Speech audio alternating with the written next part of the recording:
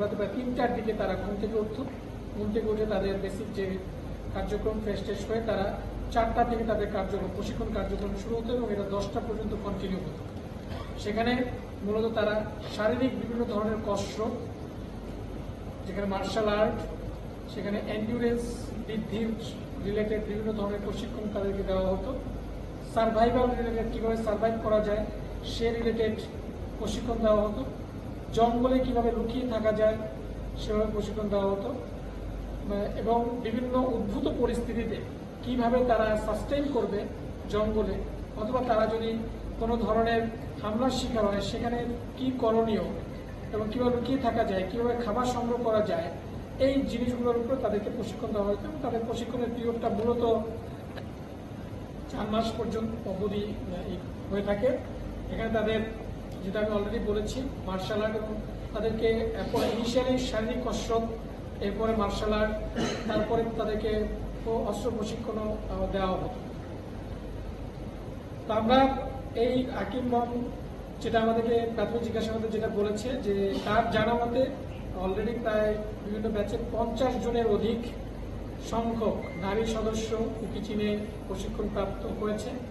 এছাড়াও বিভিন্ন সময়ে তার জানা মতে সে যে সময় প্রশিক্ষণ নিয়েছে, যে পুরুষ প্রশিক্ষণ ক্যাম্পে প্রায় 300 জনের অধিক প্রশিক্ষণ নিয়েছে। তো আমরা যেটা জানতে পেরেছি যে এখন মোটামুটি প্রায় 600-র মতো কুকি চীনের কেএনএ, তার ভাষ্য মতে প্রায় 600-র মতো সদস্য, প্রশিক্ষিত সৈনিক বা সদস্য রয়েছে কেএনএ।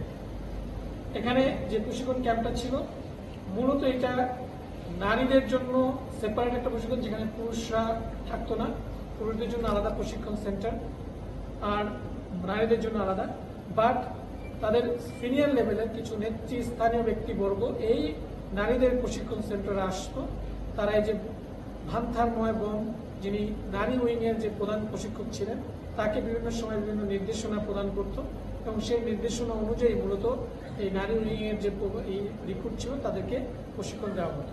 তো আমরা এটাও জানতে পেরেছি যে কিছুদিন পূর্বে, এই ঘটনার কিছুদিন পূর্বে মূলত এই হাকিম বম সে রোয়াংছড়িতে এসে থাকে, মূলত তার পাইখংপাড়াতে তার বাড়ি, সেখানে থাকে। যখন এই ঘটনা ঘটে সেখান থেকে তারা শিফট করে আবার লাইমিপাড়াতে এসে সে একটা উদ্দেশ্য নিয়ে আসে। তার মেইন উদ্দেশ্য ছিল, তাকে যে টাস্কিংটা দেওয়া হয় সেটা হচ্ছে যে নতুন রিক্রুটিং এর জন্য নতুন নারী সদস্য সংগ্রহ করাই ছিল মূলত তার কাজ। সে উদ্দেশ্যেই তিনি লাইমিপাড়াতে আসে। সেক্ষেত্রে আমরা বলতে পারি যে সে একজন রিক্রুটিং এর এজেন্ট বলা যায় এবং অলরেডি যেটা আমরা ইনফরমেশন পেয়েছি সে কয়েকজন সদস্যকে অলরেডি এটাতে সম্মত করেছে যে এই প্রশিক্ষণে যাওয়ার জন্য। তার বিরুদ্ধে আইনানুগ ব্যবস্থা প্রক্রিয়াধীন রয়েছে। আমরা আইন অনুযায়ী তার পরবর্তী ব্যবস্থা গ্রহণ করা হবে।